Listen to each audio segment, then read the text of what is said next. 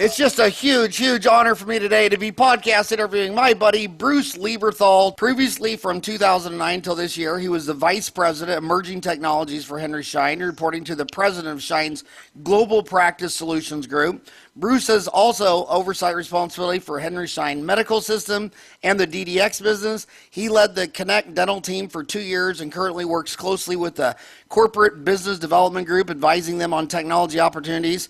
He started at Henry Schein as a Director of Product Management to the leadership team in Utah when Discus Dental Software was acquired by HSI. Man, that's going back a ways. I can still remember. Where were they at in Southern California? They were in Culver City, and I for a short time, actually lived out there. In Calabasas is where I lived, but they were in Culver City. Culver City, and remember Semi from back those days?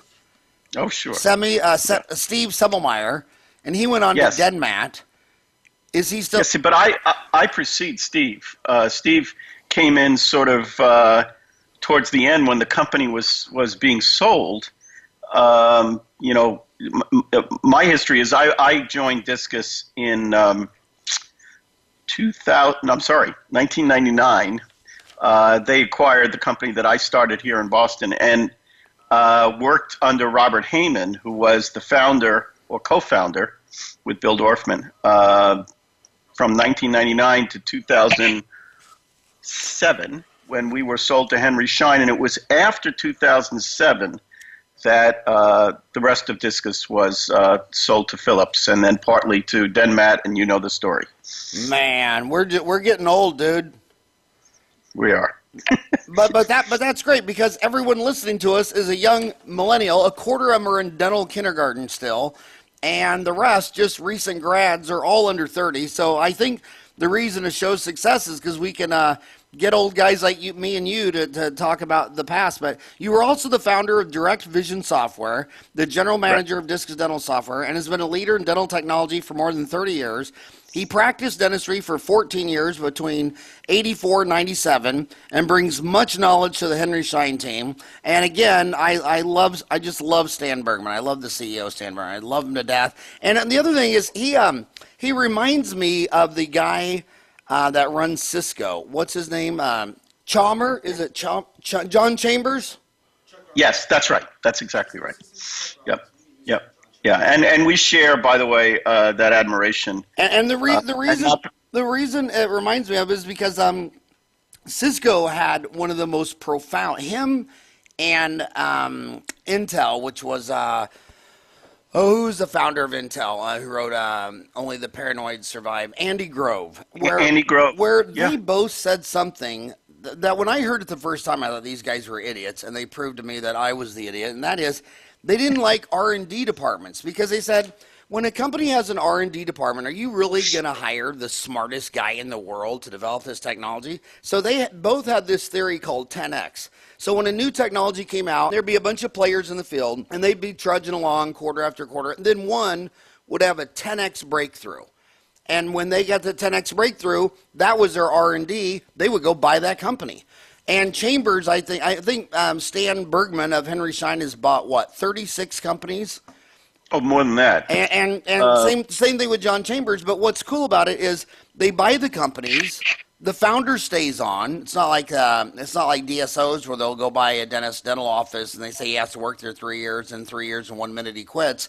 I mean, they buy these companies, and those founders stay on forever and a day. And there's just it's just a brilliant strategy. Cisco says we couldn't have invented all the stuff that we have in house. We just see who's the smartest guy in that sector, and then we go buy the top dollar. We just go there, get out our checkbook, and say, okay, you won. We want you on the team, and you can stay in your own city. You can run your own show. We just want it all to integrate with Cisco. Pretty genius. Yeah. So how many companies has Stan bought to date? So I don't know the exact number, but I can tell you we have hundreds at Henry Schein. We have hundreds of P&Ls and hundreds of divisions scattered all over the world. We're the largest dental health company on the planet, and we do pretty well in medical as well. I think we're the second largest ambulatory medical company in the world. Their strategy is very similar to what you say. they tend to acquire companies, but not completely, or at least in the beginning. And it's a very smart strategy because we're a company that likes to fashion ourselves as not being too arrogant. If you acquire a company and you provide an exit for the founders immediately, the guys who made it great are now gone. And so that's how many of Henry Schein's senior leadership tends to get to the company, and then they sort of rise through the ranks and move around. It's certainly this. That's certainly my story, where I was, I was just a dentist here in Boston and created this software back in the 80s, and through a lot of twists and turns, ended up up here. And because of Stan and other people's confidence, I have this what I would tell you, Howard, is the dream job, which is I get to talk to geniuses all day long and see if I can map them to Henry Schein's portfolio, which is a pretty cool thing to be able to do. Well, take us back to your journey. You were a dentist in Boston. What was your first technology thing, and what did you build, and how did that get acquired by Henry Schein? Talk us back through your journey. Yeah, so I was a graduate of the State University of New York, and after a residency, came here to Boston, partially because at the time, in the 80s, again, I'm dating both you and me. In the 80s, there was only really two places where the computer business, small computer business, existed, and that was here in Boston and obviously Silicon Valley. And I came here and participated in a lot of technology creation, made my own software, practice software. In the early days, and when I mean early days, I mean I started before there was even DOS. There was no Windows was a long way off, and there were very few of us in the business. There was no place to buy computers. There was nobody to teach you how to write software. So basically, I sort of taught myself and inflicted my software on a couple of friends of mine who were dentists, and eventually the software went from being working occasionally to pretty stable. And, I'm skipping a lot of steps here in the interest of time, but in the late 90s, we went for and received the endorsement of the American Association of Endodontists to write software specifically for that particular specialty. Nobody had done that before. And we came in sort of as the dark horse because all of the big guys in the business at the time were also vying for the opportunity. We came in, we got it, and pretty much exactly at the same time, I was negotiating an acquisition of my company by Discus Dental. It became real, and I will tell you that the endorsement by the AAE was part of the reason for me selling the company, because I needed to quickly go national. And at the time, I had a very small group of very agile, very aggressive people working for me, but we certainly didn't have the capital to take a piece of software nationally, and that was a requirement. So we joined Discus and did the AAE thing at the same time. In 2002, we also got the endorsement of the American Association of Oral Maxillofacial Surgeons. It was a similar kind of a process. We still enjoy that today, and we work very closely. So what I ended up doing, Howard, because there were very large companies in the business, and I thought it's not the smart thing to try to, with a small group of small company like I had, to try to go head to head with the Eagle Softs and the Dentrixes, and at the time Easy Dental was a big player. SoftDent was a huge player at the time. PracticeWorks, so on. So what we ended up doing was writing software for two groups. One was specialties, and we have a whole group of products that serve the specialties, and enterprise. Nobody was really at the time writing software for huge corporate practices, and that became, other than QSI, and that became really our specialty. Being able to connect hundreds of practices from thousands of workstations concurrently was really became what we specialized in. So that whole business grew up at Discus from 1999 to 2007, and then when Discus was sold to Philips, and then pieces were broken off and went to Denmat. It was very interesting because I watched, when I got out of school in '87, the biggest boy on the block was healthcare. Remember? No, Healthco out of Dallas. Remember Healthco? So Healthco was actually here out of Boston, and it was a Boston-based company. And the way I got into practice originally was I was just this guy who had come to Boston from New York, which is where I grew up, and when it was time to own my own practice, went to the people at Healthco and said, because they did what Henry Schein does a lot of now, which is practice transitions. In fact, some of the practice transitions people, when Healthco broke up, when was that? In the 90s sometime, right? Yeah. Came to Henry Schein and helped run the practice transition group here now. But yeah, I got to know the Healthco people very well. So at that time, when you met him in the 80s, was Healthco bigger than Schein? Healthco was the largest dental distributor in the world at the time. Yeah. And then, so they crumbled apart, and then Pete Frechette rolled up a bunch of suppliers with Patterson, and Stan Bergman did it with Schein. But it's very interesting. Pete Frechette used to always say, there's so much money in the United States, I'm not going to go overseas, or I'm not going to leave the country. They eventually added Canada, which really isn't going far since 90% of Canada's population lives within 100 miles of the U.S. border. But Stan was going all around Australia and Europe and New Zealand, and Pete Frechette had no interest in that. I wonder, and it looks like your strategy was better. We service huge preponderance of the dental market here in the States and overseas.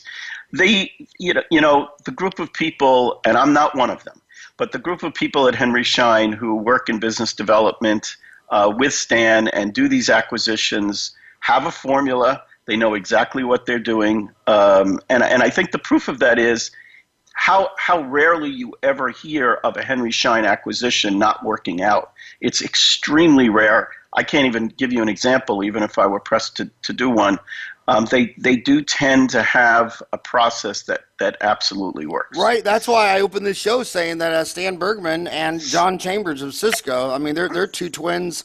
They're two peas in the same pod. I mean, same thing with Cisco. I mean, they just have a great acquisition deal. They keep the top talent. They let them remain independent. They let them live where, they built the company, and you got a bunch of employees that have been there 10, 20, 30 years. Why do you want to move them all to Melville, New York? By the way, where is Melville? I've been there a couple times. How far away is that from Manhattan? So Melville is about 35 miles from Midtown. It's exactly Mid-Island, right next to Huntington, Syosset, Jericho. If you know those areas, if you know Long Island at all, it's smack in the middle of the island, and right off the LIE, the Long Island Expressway. So yeah, that's where it is. But the other thing I would mention about Stan, and it's not because we're being recorded here, Howard, that I think bears mentioning is not only has Henry Schein been on Fortune's most admired companies something like 17 years in a row. I think we're 6 or 7 years in a row considered the most ethical company, or one of the most ethical companies in healthcare, and this is a big deal to Stan. So the process of doing well by doing good, if I have the order of that expression correctly, comes from the top. It is driven down through every Henry Schein employee, which we call ourselves Team Schein members or TSMs. He truly is a remarkable human being in that he's a brilliant businessman, obviously, and a remarkable human being who really has a great heart and utilizes Henry Schein's power all over the world to do really good things. I got to tell you my Stan Bergman story. So one of the reasons I love Stan so much is not only is he a great guy and all that stuff, I mean, born and raised in South Africa. Twice in my life, I've gone on some missionary dental trip where you fly in someplace, get in a car, and you're out in the middle of nowhere. And all of a sudden, you walk into this dental office that's as nice as mine in Phoenix. And you're like, whoa, where did this come from? And there it is, Henry Schein. And he doesn't even have his name on it. So I was in Africa, and I tell all these kids, it was an orphanage, and I tell all these kids that my friend, Stan, built this, and on my phone, I want to record a video, and I want you to say thank you for building this dental office to my friend Stan. And I got like 40, 50 orphans all out there, and they're all probably, I don't know, 4 or 5. And I said, okay, say thank you. And they all started singing happy birthday to you. So obviously my English wasn't that good, and my or my Tanzanian wasn't as good as their English. But anyway, it was the most adorable video. But it's on YouTube if you search it, all these kids. I will. I'll go look. Happy birthday. Can you find that?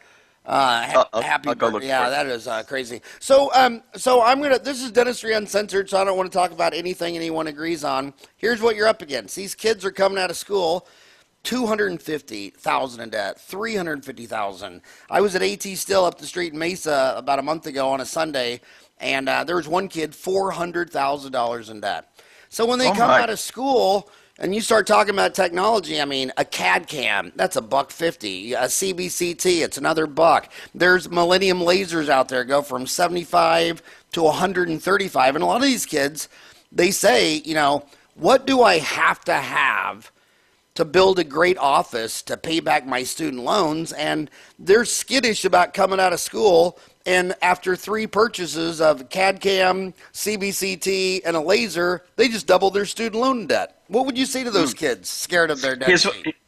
You're making me think back in my history again, and one of the great things that I had, when Henry Schein was a tiny company, I think, at the time when I was starting practice. Healthco was the company. I was lucky enough to hook up with a couple of execs at Healthco who took me by the hand, because I knew absolutely nothing about how to set up a dental office or what it cost or what to do with it once I had it.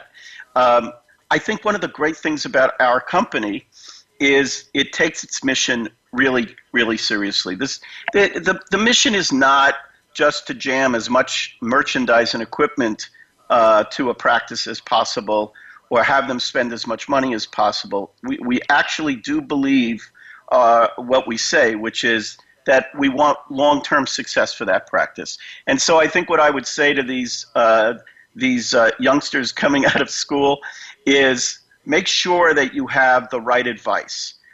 You've spent your 4 years in dental school and the 4 years before that in undergraduate not really learning how to run a business. And although you may be you may have good hands and you're doing good dentistry and you're doing a good service, it doesn't mean you know what you're doing in terms of setting up a practice and running it well.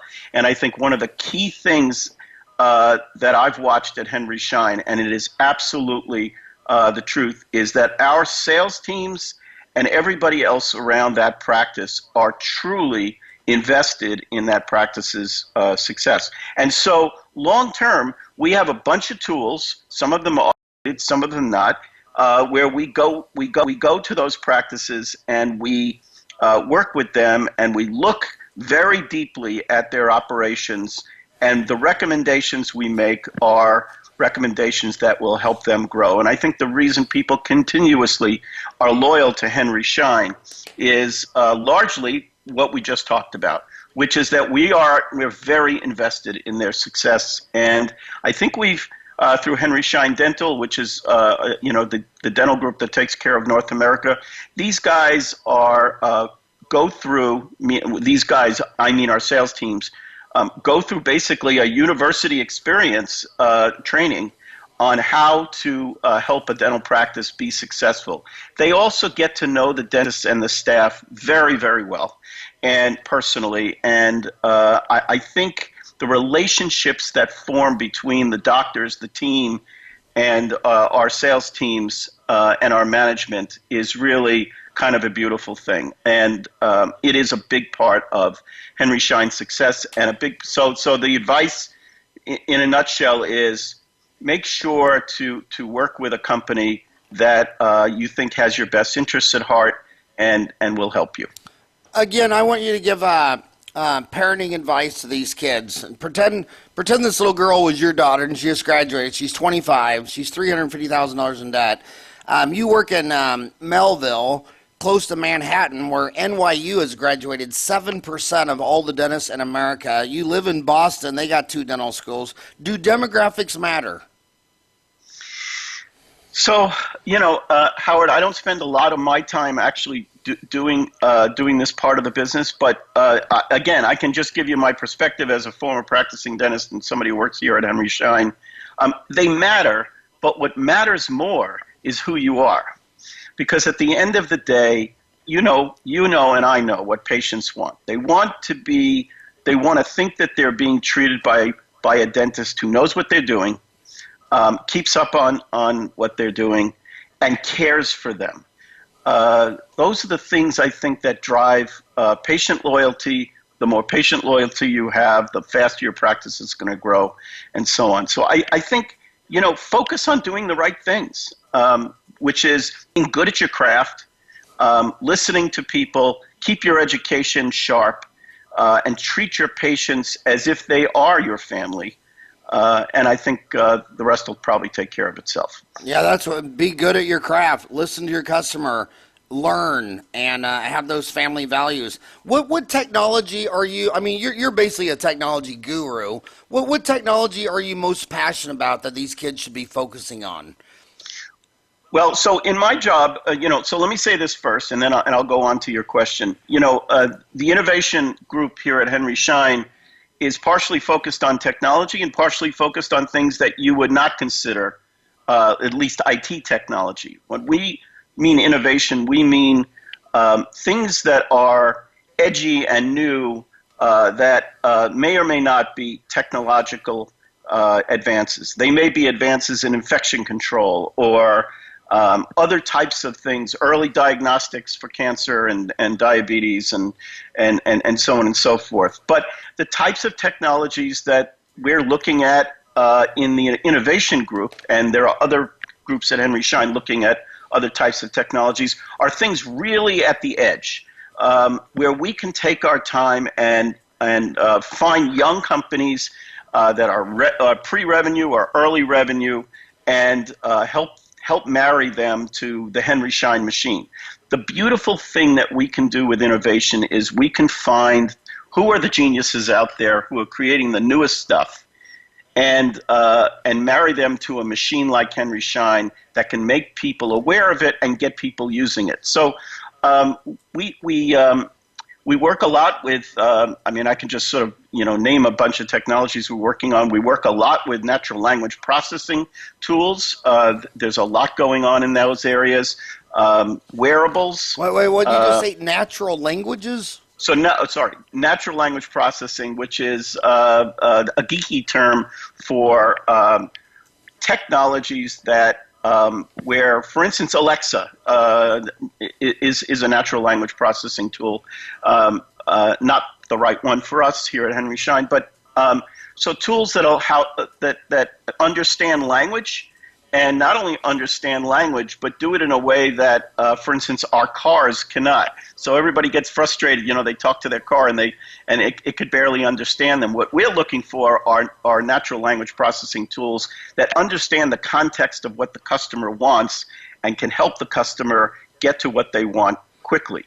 So an example might be, for instance, people call software support lines all the time, right? So we have tens of thousands of users of our practice software.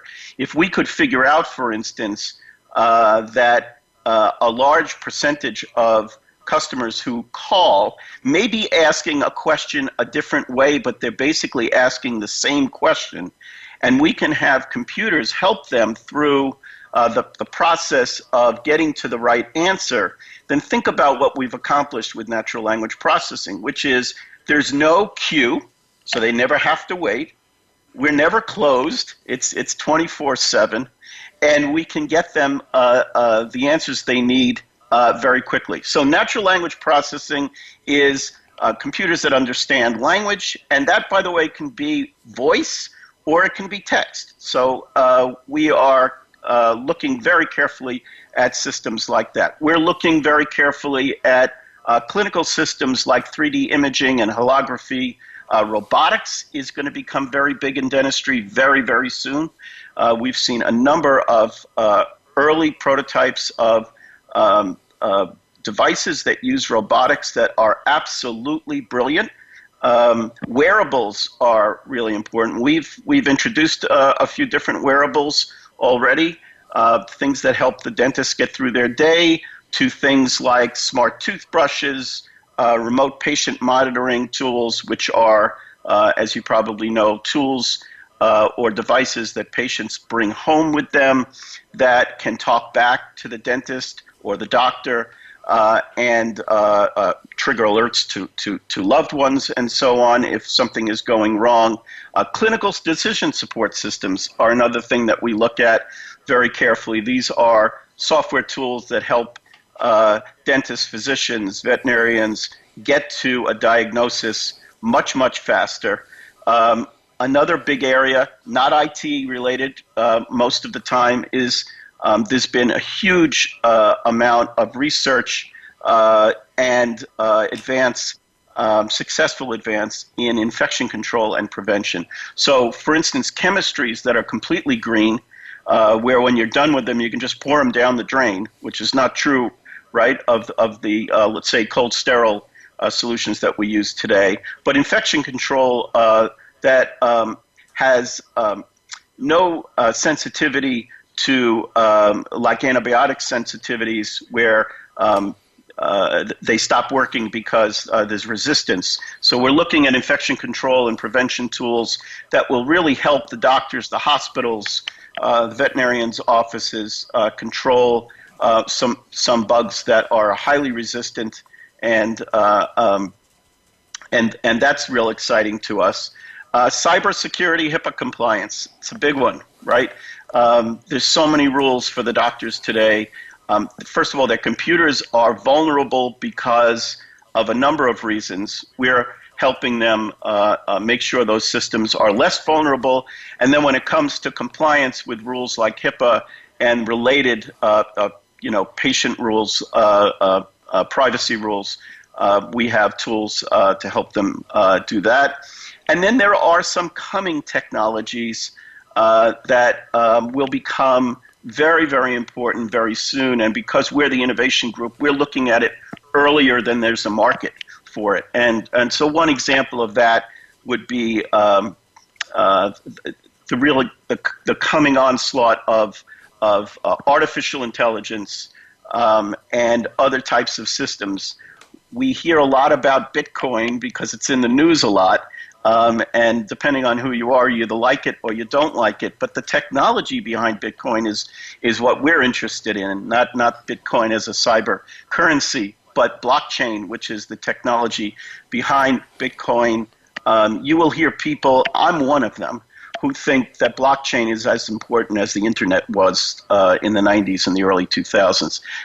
These kinds of technologies we need to understand early and work with the developers of those technologies so that, again, we can marry them to the Henry Schein machine and get them out there. So there's a Bitcoin called Dentacoin out of the Netherlands. Are you familiar with that guy? Now, the programmers, what was Russia's Silicon Valley? What was the when the USSR fell apart, one of the countries, all the high-tech stuff. Well, Ukraine is very big. Find where Dentacoin, go to LinkedIn, Dentacoin. I forgot, but anyway, the owners in the Netherlands, but the people writing the blockchain are in an old USSR country. I forgot, but what do you think of Dentacoin? So I don't know a lot about Dentacoin. We've begun to read about it like in the last 2 weeks, Howard. So I don't know that I would offer an opinion on it too much at this point. But in general, what Dentacoin is doing is, in a sense, what Bitcoin is doing. It's a cyber currency. And I think we're entering an age now where that will start to achieve some level of maturity. If you read about blockchain and how incredible this technology is, it's almost unhackable. or maybe is completely unhackable. It's very democratic. It's not controlled by any particular individual, and it's other than being completely secure, it also is smart.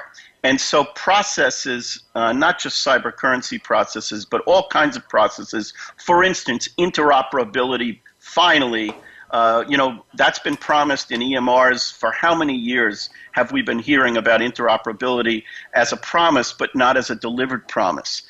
Blockchain has the ability to actually deliver on that promise and help patients by having their patient records exist in a place where they can be accessed securely, but widely distributed to those who need to see it. And of course, that leads to all kinds of good things, which is that if patients' records are in the right hands at the right times, that saves lives and helps to make people healthier. This particular technology is huge, and we'll be hearing a lot more about it, I think, in the coming years. I read something the other day, I think, that something like over 20% of the major financial institutions in the world either have blockchain deployed or are testing it today. It's a big deal. I think you're right. No, it was it's the owners in Netherlands, but it's Bulgaria. Bulgaria was the Soviet Union's high-tech deal. If you were the smartest guy on the Soviet team, you were in Bulgaria. And if you thought you were really smart and you weren't in Bulgaria, a lot of people wondered if you were really smart. You mentioned you walked in. You said Alexa. You made a deal about your voice technology, and that was Amazon. That's another big question. Amazon had a booth at the Greater New York meeting. What is your thoughts about Amazon getting into dental supplies? Well, so my first thought about Amazon, which I think is just so interesting, is think about what Amazon has done just to the healthcare stock sector by talking about things that they might do but haven't. It just shows you how emotional the investment community can actually be. What will Amazon do in healthcare? I don't know that anybody other than they can really tell you. When it comes to dental, this is just my perspective, and I think it's pretty closely aligned with Henry Schein's perspective. If you're in the business like we are, distribution, meaning getting a particular item from point A to point B, they're not going to do it a lot quicker than we are. Something like 94% of our orders are delivered overnight. How much faster are you going to get it there than that? And I think more than 99% of our orders are delivered in 2 days or less. So it's not just a matter of efficiency of being able to deliver a cotton roll. And that is that we have a relationship with our customers. There's a lot more to being in our business than just shipping boxes and getting supplies from point A to point B. We provide their software. We work with them to build their practices. We have all kinds of educational tools, practice transition tools. We have our own financing arm in the company. There's a lot to making a dentist successful, a lot more than just being able to deliver goods and in mass quantities. And again, returning to the point I just made, how much more efficiently can you get supplies to customers than we have done already? And when it comes to same-day delivery and so on, that's where my group comes into play without breaching an NDA that we have in place. We are studying other ways of delivering the supply chain, including UAVs or drones and so on, which are not yet legal in the United States, but we are certainly in the hunt to look at advanced technologies such as that. Well, it seems like the greatest advantage for me being 55 is you seldom see anything new. I mean, it's the same rodeo you saw 10 years, 20 years. I remember the last internet bubble from 94 to 2000, all these companies with no earnings. I mean, Jeff Bezos, Amazon, and Elon Musk, Tesla. I mean, they have no earnings. And he's the richest guy in the world at $105 billion, and he doesn't have earnings. And the other thing, I got out of high school in 1980.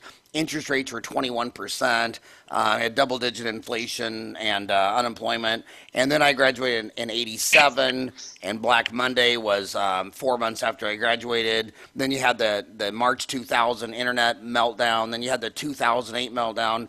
And I'm looking at, okay, we haven't had a meltdown in a decade. I've never seen that happen in my life ever once. And two of the highest stocks trading have no earnings. Amazon and Tesla. But you know what? Henry Schein and I have in common is the technology changed from the telegraph to the telephone to the internet, but the talking monkey didn't change. And I remember when Edison, those guys came out with the telegraph and the telephone, they said that the only two things they could think that it'd be used for is carrying symphonies and news into the inner country masses. And 99% of the market turned out to be, hey, buddy, what up? And I see when I started Dental Town 20 years ago, the 5 C's of the internet, they said it could sell commerce, like Amazon. It could sell commercials, content, connectivity with all your devices, but community. And we chose not to sell supplies to monetize the site because everybody said the same thing. That rep is my connection to the outside world. And with Dental Town, the whole tagline was with dentaltown.com, no dentist will ever have to practice solo again. So here it is 20 years later, and they could have a drone deliver their gauze. But it's like when that lady walks in, and she doesn't do root canals, but she knows what endophile your favorite endodontist is using. And, she knows what impression material your favorite fellow in the AACD is using. I mean, she's part of that world. And a lot of times I'll ask her a question and she'll say, well, we're all having drinks at Sandbar next Thursday night. There's going to be like 5 dentists there. And I'm like, well, who's going? And they'll start naming all my alcoholic friends. And so it's that connectivity to the outside world. I had the head of dental from 3M on. He stopped by the house just like a couple weeks ago and did a podcast. And I asked him about Amazon. And he said, what's weird? He says, none of our customers are asking us about that. No one's asking. So supply and demand, no one's asking. And another thing I picked up on lecturing around the world is you said with your machine learning, there's no queue. Americans don't know what queue means. They never say that. That's a British term. Line. You had to do time. Waiting. You had to do time in the United Kingdom to have that word. What's your UK background? Well, I don't have any, but when I used to run a software company, we used to look at the phone queues, which are the time people wait before somebody actually gets to them. And I think in the early days when the software companies were growing very, very, very fast, it also grows the amount of support in inbounds that you get. Enormously, and sometimes those phone queues, the wait time could be an hour. Some people, I'm sitting on hold for an hour to get sometimes a pretty simple question asked. Now, we do a lot better now. We have all kinds of metrics that we study to make sure that we keep those lines down. But you'll never, if we were able to use artificial intelligence and a term you just used that I haven't yet, which is machine learning, which goes right along with it, then we can deliver a lot of services at Henry Schein that we're not delivering today. Using the same example that I used before, which was using natural language processing for support queues. They're open all the time. Nobody has to wait. But you have to have intelligence associated with those queues. In other words, the system has to understand what the customer is asking. And the really good software, and the software that we're working on, will not only understand what the person is asking, they'll understand the person's mood.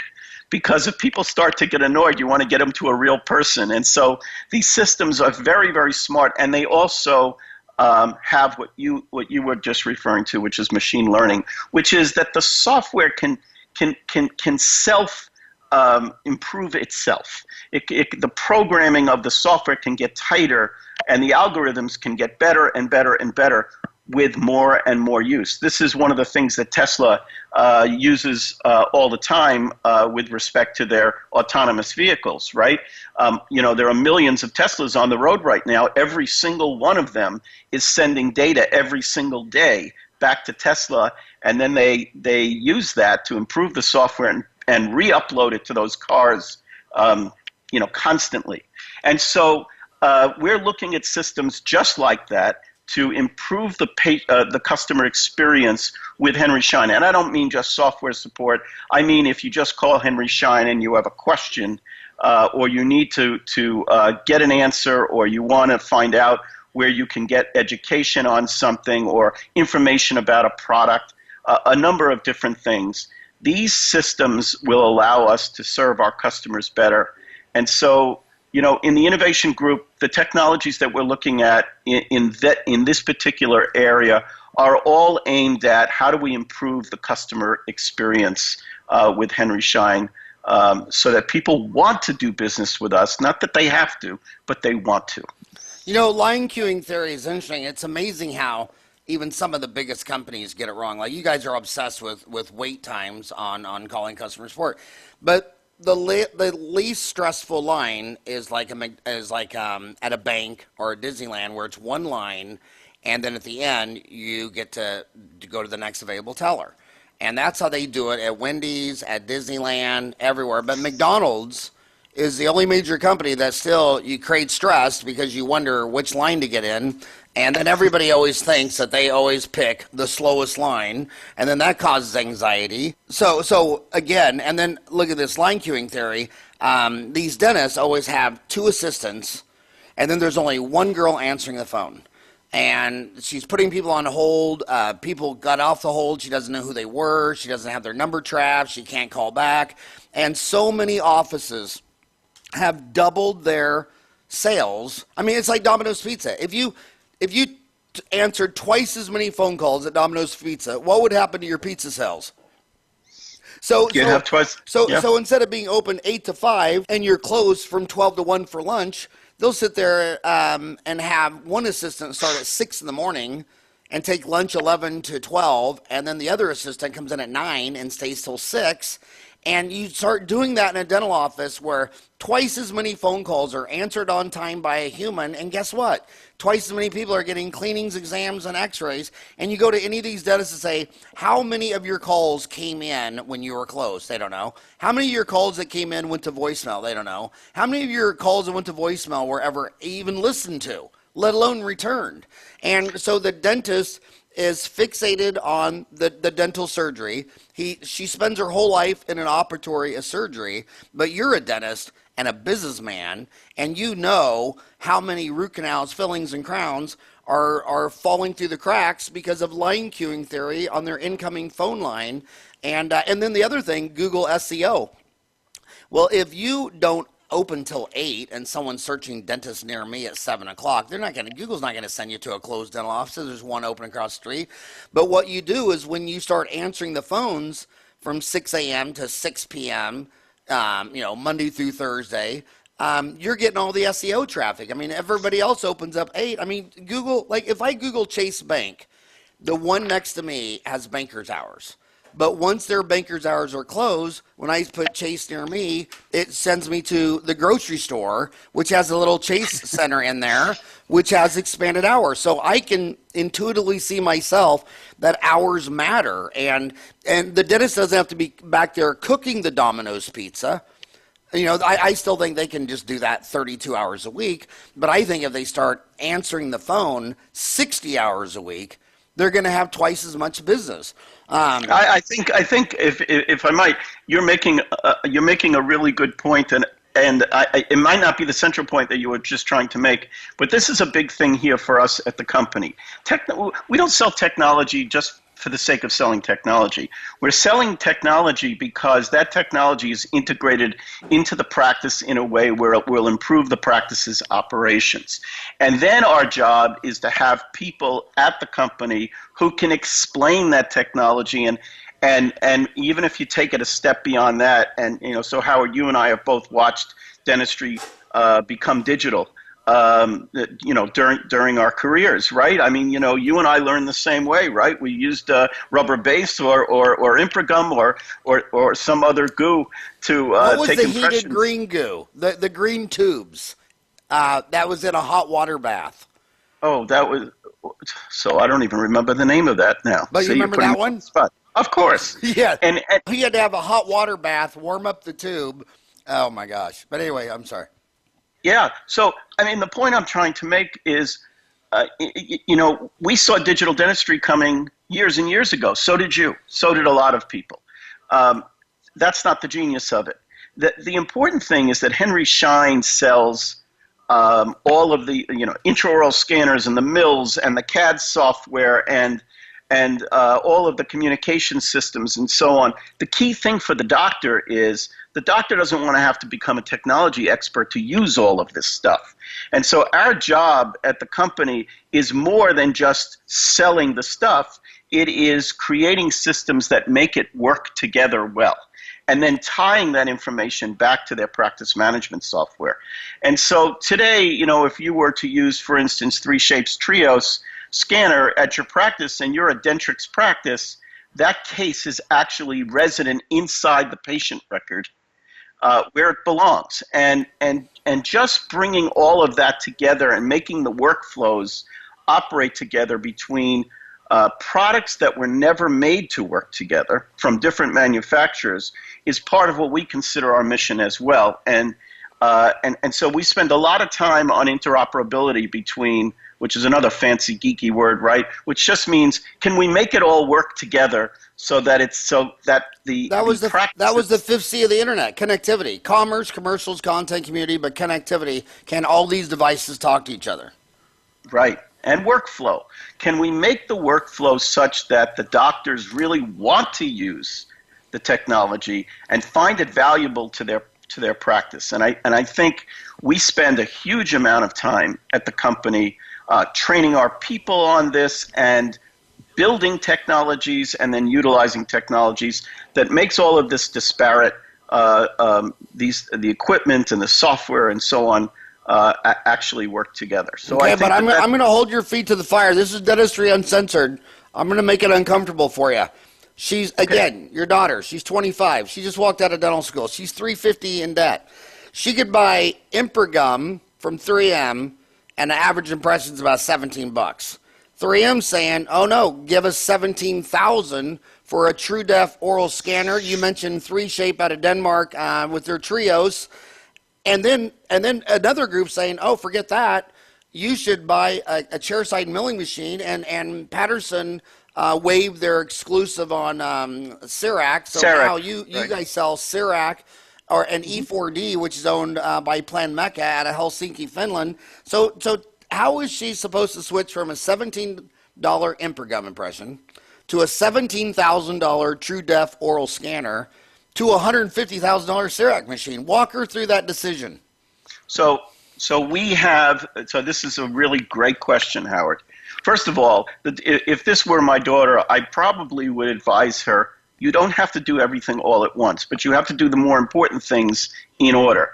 And since you just walked out of dental school and you've got great hands and you've learned all these great techniques, it doesn't mean you know how to manage your money. It doesn't mean you know how to run your business. It doesn't mean you know how to hire staff. It doesn't mean you know how to do any of those things.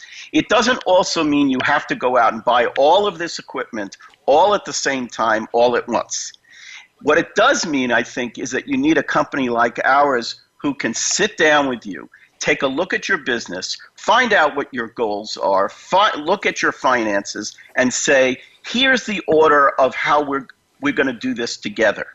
Here's how we're going to know when it's time to add a new operatory, for instance. Here's when we're going to know when it's time to add an intraoral scanner or a mill or CAD software or any number of other, CBCT and all of these devices. I don't think it happens all at once because, our daughter doesn't have that kind of capital, right? But if you get the right company and the right people behind you, it can happen, and it should happen based on a plan. So what happens with Henry Schein is our people, I mentioned this before, they go through this career development cycle. This is multi sets of courses that they go through. It's almost like a university training that we bring special people in to train our team on how to assess a practice and help that practice grow, and what to buy and when to buy it and how to utilize it. And then it's a stepwise process from there. So if it were my daughter, I would say, you know what? Rome wasn't built in a day. Neither is your practice going to be built in a day. But don't waste time. Get with people who can help you more than just selling you stuff. Those people need to know how a real business, in this particular case, a dental practice, runs, and work with you based on your own capabilities and your own your plans, because we want to know from the doctor what do they want also out of their practice. So we spend an awful lot of time working with these practices. Again, some of the tools we have are automated, some are just relationship based, but it's based on the fact that our salespeople are not just there to sell cotton rolls. They are there to consult with those practices and help them build. China reported last month they just had the first robot place a dental implant. It was I read that too. The CBCT was hooked up to the robot, and wow, I mean, if that isn't a glimpse, I mean, imagine when she's been out of school 30 years like we have. I mean, she's 25. Imagine when that 25-year-old is 35. Instead of selling CEREC machines, you'll be selling CP3O and R2D2. And they'll probably have droids doing the fillings. How far away am I from firing all my assistants and replacing them with droids? So I don't think you're going to be firing your I don't think you're going to be firing your assistants, and I don't want to get into trouble saying so. But you when you would ask me about what are some of the technologies that we're looking at and what's on the hit list in terms of being important, you noticed that robotics was on the list, and it's not just the stuff coming out of China. We're looking at companies now where their robots, and these are not just prototypes, these are very advanced prototypes near ready to be deployed, can actually place brackets on teeth, orthodontic brackets, and then bond them, and do it very quickly and very accurately. We're getting into a place now where robotics in dentistry and in other parts of medicine are increasingly important. And some of what makes me smile sometimes is when people like you and I talk to other people, they'll say things like, well, I would never buy a car that could drive itself. Yet they get on airplanes every single day, and those planes are flying themselves. The pilots aren't doing a whole lot, right? The planes are taking off, they're landing, they're keeping themselves on a flight path, and so on. The reality is robotics is here, and if you were to ask me how far away are we, I don't think the question is how far are we from droids replacing our dental assistants and dental hygienists. I think the right question is when a robot's going to be here. And there is already some guided surgery systems, which is robotics, but I think you're going to see robotics in a big way in the next 3 to 5 years become far more mainstream than it is today. Humans are so emotional. I mean, if you look at cruise missiles for hundreds of millions of miles flied versus pilots flying planes, guess who has a better track record? Yeah, the missile. I'm sure it's the missile. Google chose Phoenix for their driverless car Waymo effort. So all year, I mean, every single day I see Waymo cars everywhere. And it's so funny because all these patients will say, I would never trust a driverless car. I'm like, do you not realize 40,000 Americans die in their car every year, times 10 carted off to the hospital? You really think a robot could do worse than that?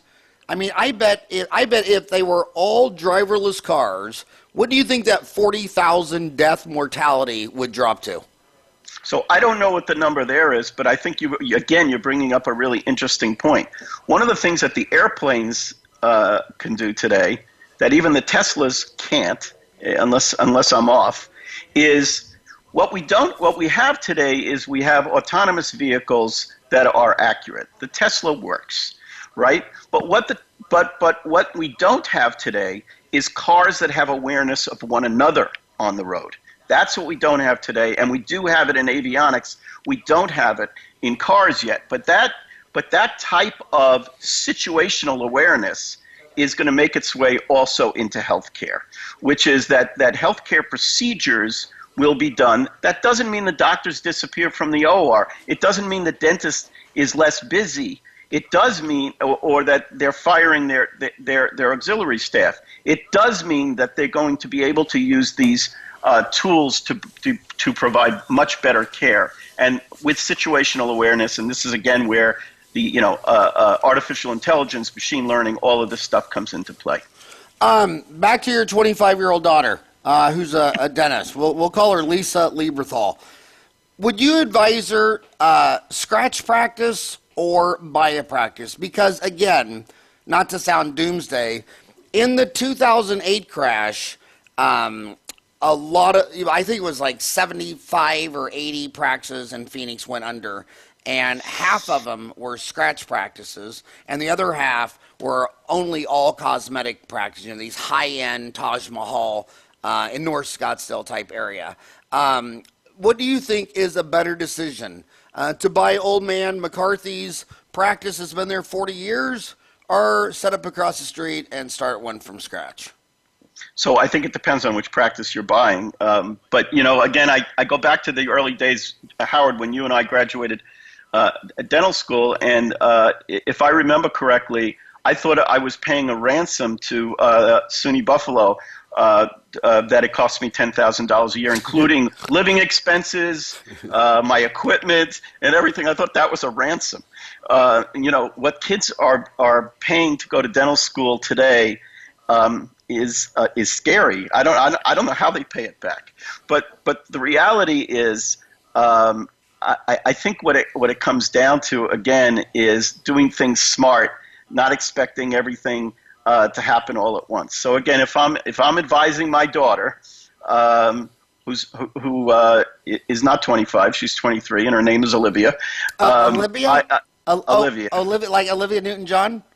Yes. From like the movie. Olivia. Did you name her after the movie Grease with John Travolta? No, my wife and I just love that name. We just love the name Olivia. A great movie. It was a fantastic movie. But in any case, I think you have to. The smart people in business, maybe, and this is not just dental people. Smart people in business find mentors. And that's what we want to be. We want to mentor the practice. I can't tell you how many TV shows I've watched where Stan is being interviewed by somebody on some financial network, and Kramer. I always see him on Kramer. Yeah. Kramer and some others, and he says the same thing over and over. That in a sense, we want to help the dentist do what they do best, which is provide care for patients. That is not our area. Our area is providing them all of the tools and all of the consulting and help them build their business. And look, it helps us too, right? So the bigger business they build, the bigger business Henry Schein has. But it's a matter of what's important, and what's important to my daughter or your daughter is to find mentors, people who can help them build that business. And that's not intuitive. They don't walk out of school knowing that, right? So let's say your daughter Olivia is just leaving college, and you guys and she's trying to pick between physician, dentistry, vet. You guys are entrenched in all three of those areas. From an economic business point of view, who do you think was made the best decision purely on economics? I need to pay back my student loans. The physician, the dentist, or the vet? I think in today's world, it's the dentist. Yeah. I think if you asked that question, when you and I graduated school, it was probably the physician, maybe the vet. But today, I think, and a lot of this is because of what's going on in the payer community, insurance companies and so on and so forth. But in terms of pay for performance versus fee for service and so on, dentistry has remained quite a bit more independent for the dentists than, let's say, medicine is for physicians. I have lots of friends who are physicians. And if you listen to physicians, and I know you do and I do, these guys are crying all the time about how whoever they work, they just feel like employees on a mill, where they've just got to produce and produce and produce, instead of having a relationship with their patients, which is why they went to medical school to begin with. I think dentists at least have a better opportunity to be more independent of these things, but that doesn't mean that these rules, pay for performance and so on, aren't coming to dentistry too. They probably are, and that brings us full circle, right?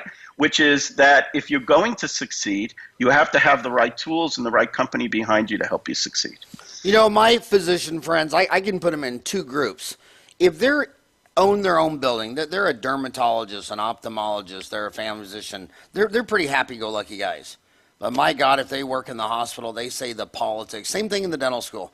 That in the dental schools, the hospitals, the politics, when your average person is a dentist or a physician, the politics is just insane. And they say that is 80% of their grief is the politics in the hospital. And I also want to congratulate the dentists on the fact that in my 30 years, I think the dentists and the vets and the chiropractors are the most business-minded, consumer-oriented. They have visible locations. They have great hours. They have awesome websites. You go in there, they greet you. My God, you still go to the MDs in Phoenix, Arizona. You still got the glass wall. They hand you the deal to sign in like you're a cow. They never make eye contact with you. You can't get in for weeks. It doesn't even seem like anybody even cares in that place. The morale is below zero. About every 5 or 10 years, I have to go to the hospital for a couple days for a kidney stone. It happens just like clockwork. I've done it 3 times, and you're in there. And first time I walked in there, about a 25-year-old nurse diagnosed them, and she goes, "Oh, I'm so sorry you have a kidney stone." And I looked at her. I'd never had one before. I said, how the hell do you know it's a kidney stone? She says, "It's the only thing that makes a grown man cry." And I said, "I'm not crying." She goes, "Look at your shirt. The whole upper shirt was soaked. Like I just poured water on myself." But anyway, I mean, it was amazing how in the hospital, and each time I go to a different hospital because I'm thinking it's going to get better, but about every 8 hours, someone walks in there and says, "What is your name?" And you're like, "Dude, I'm naked in a chair. I got bands all over myself. Every shift change, people are coming in. Have you been helped?" It's like, have I been helped? I'm intrigued. I mean, it's just like you're in there. Hey. And I tell my staff, if this is ever serious, you make sure they send me up to Mayo Clinic. In fact, next time I'm going to drive the whole hour to Mayo Clinic in North Scottsdale because. But you're making such a great point, Howard. You know, unfortunately, in my case, I was 40 when I needed open heart surgery, and it's and I was treated at one of the world's great hospitals, which was Brigham and Women's here in Boston, and still. It's scary. You're very lonely. People are in and out of the room. There are shift changes. All of this is going on, and I'm not critiquing the hospital system because I'm not educated enough to do so. But I do think one of the great things in the dental business, and it's the reason I chose that answer when you asked me, which would you go into? I would go back into dentistry in a heartbeat because the reality is I think people in the dental profession are closer to their patients personally and professionally because they're allowed to be, and it's maybe part of the whole psyche that drives them into dentistry to begin with. But people in dental practices, at least this is my experience, they truly care for their patients and they have the time and the tools to do so. And so you and I grew up during a time in the 70s and 80s and so on when that was called, if you remember, do you remember that it was dentistry's golden age, right? I think we're either in it again or we're close to it because, again, I get to see what's coming. But even what Henry Schein is delivering and the suppliers that work with us are delivering today are truly true miracles that can help us do things that we were never able to do before. I mean, think about how, Howard, when you and I were in school, the whole idea of being able to see a patient and deliver a really excellent crown within an hour of the patient's first sitting down. I mean, we would have told that person they were crazy, right? But that's done every day now. Hey, and last thing, if you ever see, I mean, I assume a company as big as yours has a huge legal department. How many lawyers do you have working for you?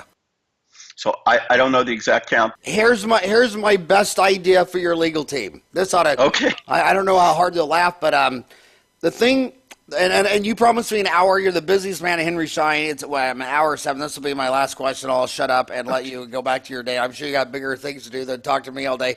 But the thing that aggravates me is the last flu season that was bad was the last financial crisis. It was 2009. About 8,000 to 38,000 Americans die a year from the flu, and this year, 2018, it's going to be closer to the 38, and we haven't seen that for a decade.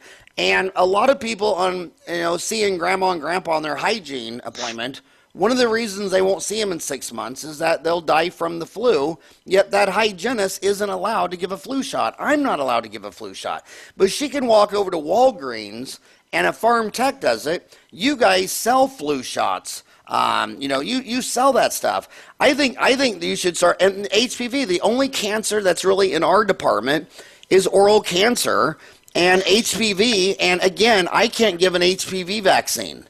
And I'm a doctor, and then my hygienist has the same amount of college as a registered nurse in a hospital. I think you should start selling flu shots and the HPV shots to all the damn dentists and just sue who's ever in charge. There should just be some class action lawsuit against who's ever blocking this.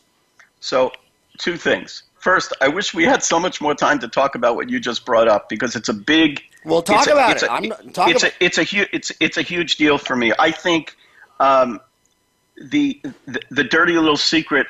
It's not such a secret, and I don't mean it in a critical way. Is that when people have cancer, for instance, or really devastating diseases, they don't go to their physician until they don't feel well. So what we're doing is we're putting medicine where we want people to be, not where they are. By the time they don't feel well, they're stage 4. And now we've lost them, right? I think dentistry, one of the places that dentistry will go, and this is not about IT at all, right? So this is not digital, but it is within my world here at Henry Schein and Innovations.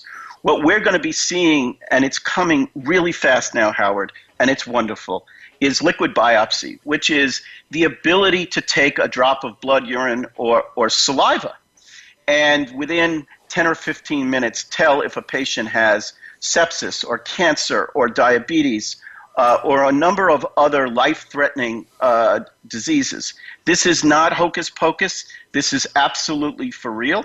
And why can't dentistry be the first line of defense? Think about it. People are not going to their physicians unless they don't feel well, but they're going to see their hygienist every 6 months, if not more often, or a lot of people are.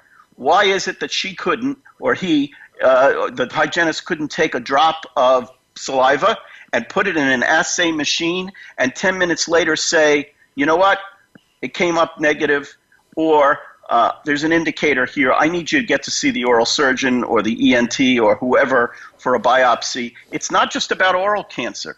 These biomarkers are in the fluids in our body, and increasingly there are amazing tests being developed and small machines that can read these things in 10 minutes.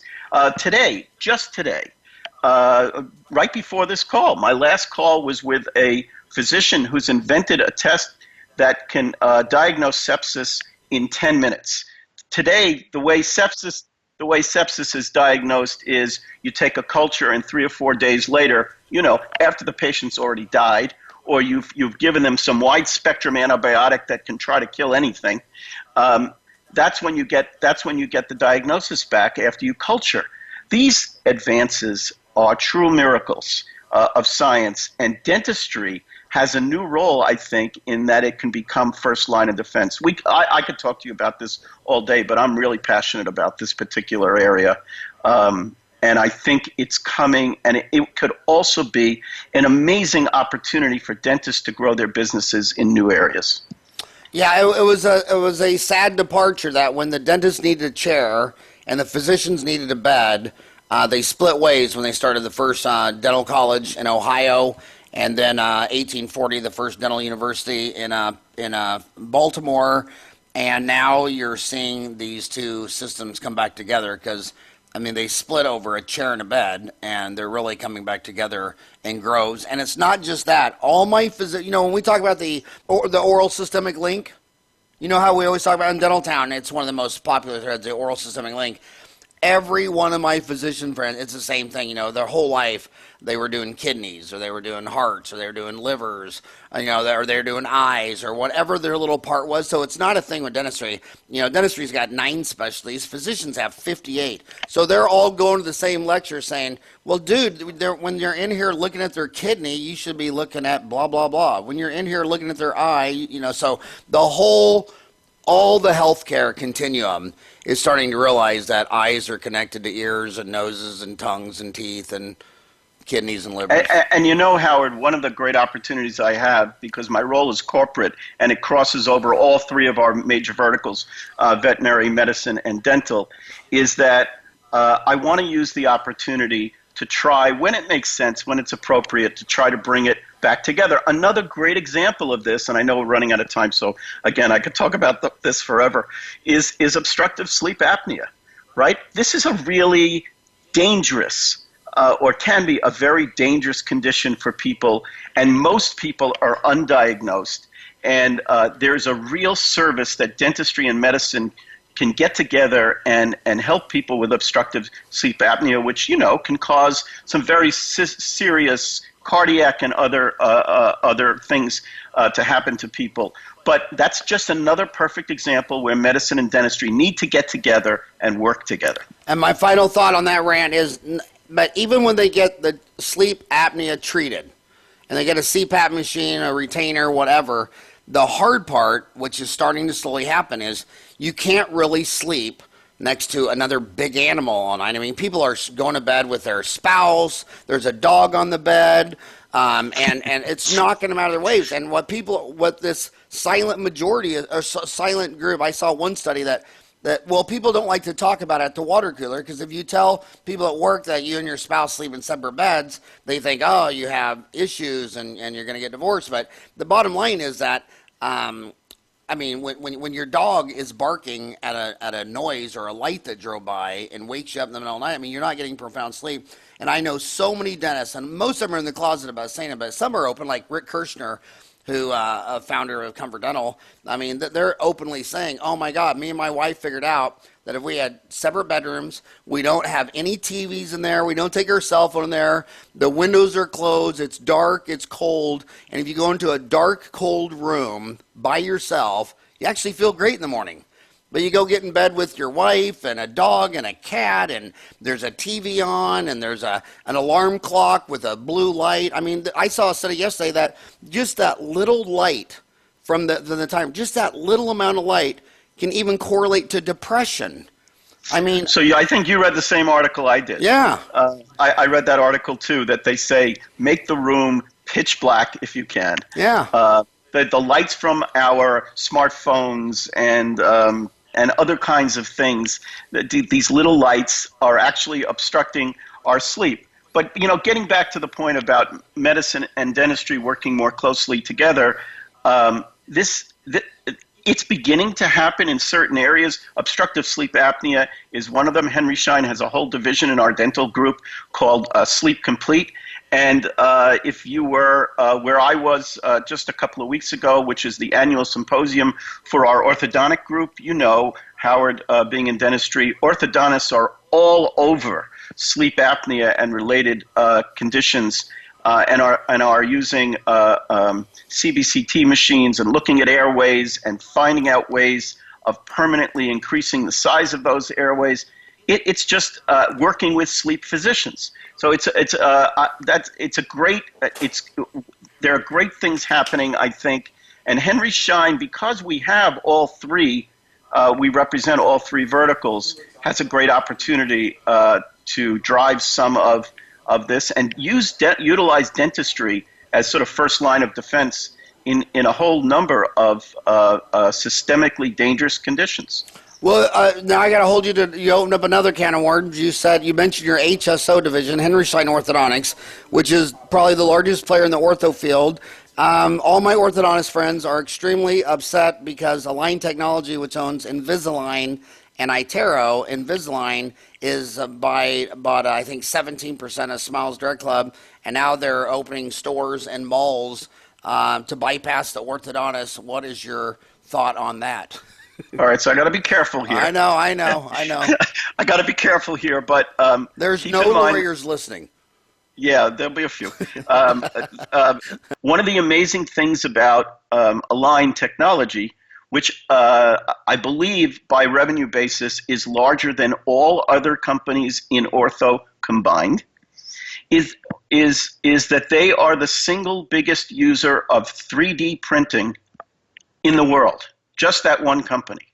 If you deliver 50 or 70 or as many aligners as is needed for a case, Align will print as many models as they need for each one of those aligners.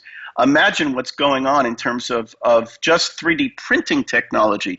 So when it comes to clear aligners, there is so much going on behind the scenes, and I can't go any further than I just did.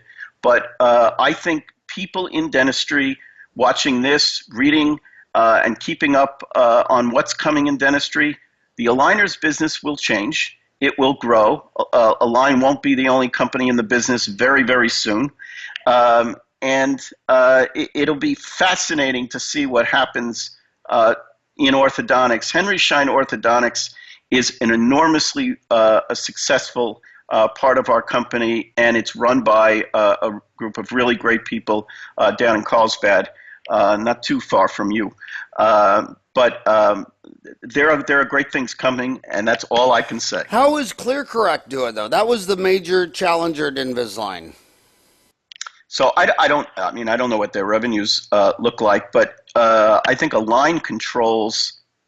What did somebody tell me the other day? And I could be totally off on this because I didn't read it myself. It was just something somebody mentioned to me, that Align controls in the mid 90 percentile of the total aligner business at this point. So I think what you'll see is that market continues to grow, and you're going to see other companies, big companies, get into the aligner business as they can do so legally. What's held up other companies getting in that business is Align has been not only very smart in how they in terms of their technology, they've been super smart in terms of how they've protected their IP.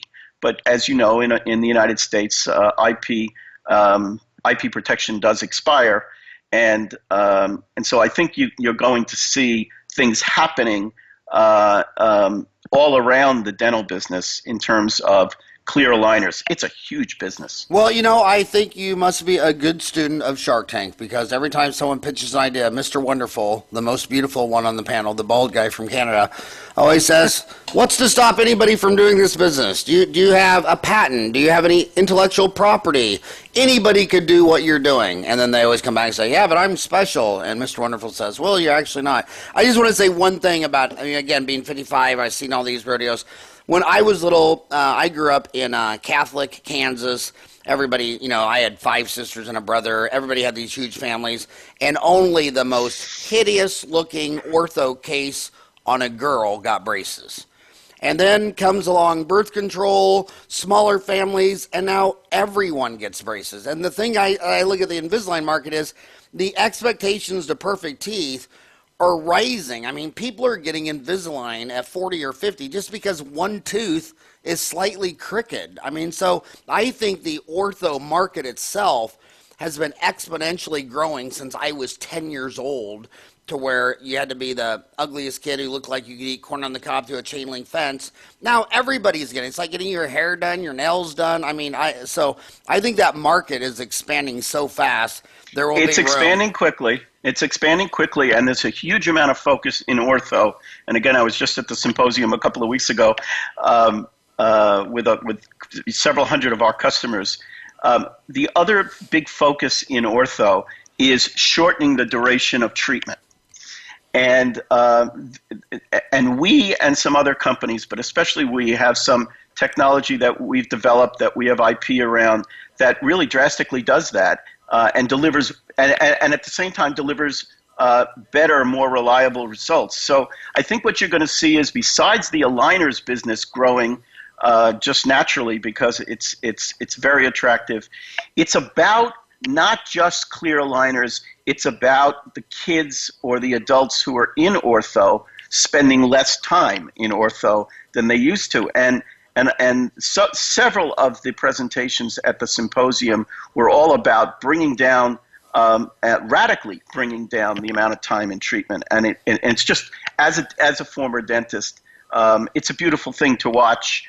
I don't know about you. I went through bands and brackets and the whole business, and the typical 2 to 3 year process. That's all changing now, and we have much better idea about the physics behind how the face grows, and orthodontists are doing some absolutely marvelous things now. But I do think the ortho, we keep going over and over and over. We're an hour and a half now. The ortho market has been expanding rapidly since the 60s, 70s, 80s, 90s, and it's going to continue to explode, but maybe just another generation or two, and then it's going to start massively contracting, because the anthropologists keep pointing out to us that these malocclusions didn't appear till just a century or two ago, and they didn't exist for millions of years, because when these babies were born, they were nursing for a couple of years. Now, when the baby has any difficulty nursing, they stop nursing and give it a sippy cup and some bottle mouth guzzler thing.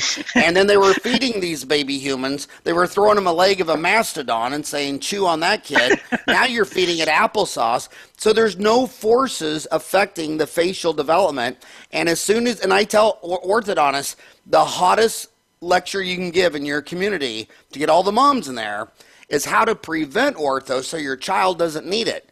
Now, a lot of them, but everybody's talking about, and people got to be more tolerant about nursing in public. And nursing mothers got to, it's okay that the baby's struggling to nurse. That's how you flatten out and spread the maxilla and the mandible, and that's the force it needs. And quit feeding your baby applesauce and just throw it a leftover your bone from your T-bone steak and let it chew on that all night, because I really think the millennials would rather prevent lung cancer than cure it after they've smoked a pack a day for 40 years. And I think it's only a generation or two where the moms and dads are going to say, let's prevent ortho, and because they love anything natural. But anyway, on that note, I can't believe I got the top dog, a guy I've known for 30 years. Really, it was an honor that you took an hour and a half out of your busy day to come talk to my homies today. It was just awesome.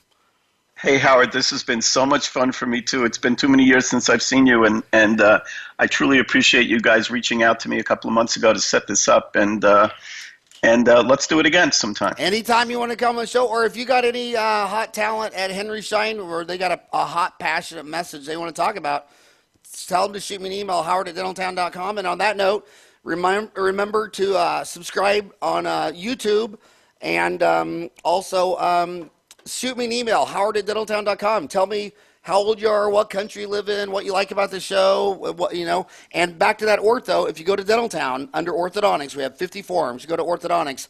One of my posts is the 25 greatest orthodontic podcasts of all time, which I taped all of them. I went to your HSO, Henry Schein Orthodontic Convention, and I was sitting there in the lunchroom, and we sat there for 2 days, and we taped some of the most genius orthodontists from Spain and all around the world. And Luis Carrier. Oh, yeah. Right. They were just genius. And thank you so much for letting me go in there and steal your entire 2-day program. I didn't even pay to go to the seminar, and you let me podcast all those guys. The views and the feedback have been amazing, because there's a lot going on in ortho. There really is. Anyway, listen, thank you so much for today. This has been a lot of fun for me, and I look forward to seeing you live soon. And do it again. We'll do it again if you'd like. Okay, and give Olivia a big kiss from Uncle Howie. I will do that. Thanks, Howard. Take care.